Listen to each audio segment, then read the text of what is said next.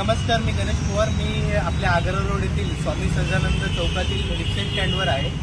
आज आपण या परिसरात बघू शकता की 1.5-2 वर्षांपासून MSCBने उघड्यावरती इथे वायर सोडल्यामुळे यांना जे येथील स्थानिक जे रिक्षा चालक आहेत त्यांना यांच्या स्टँडच्या बाहेरच रिक्षा उभ्या कराव्या लागत आहे. त्यामुळे हा जो रस्ता आहे हा वर्दळीचा रस्ता असल्यामुळे काही वेळा इथे ट्रॅफिक देखील होतं. त्यामुळे वाहतूक पोलिसांचा देखील या रिक्षा चालकांना त्रास होतो.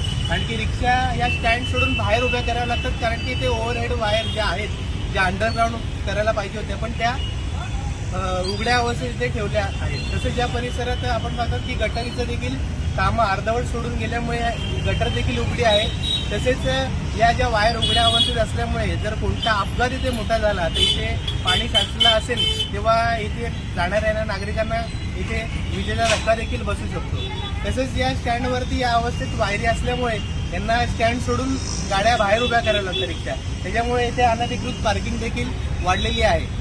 त्यामुळे मी शासनाला, प्रशासनाला, जे संबंधित अधिकारी आहे, ऊर्जा विभाग असेल, यांना मी विनंती करतो की या ठिकाणी तुम्ही पाहणी करा.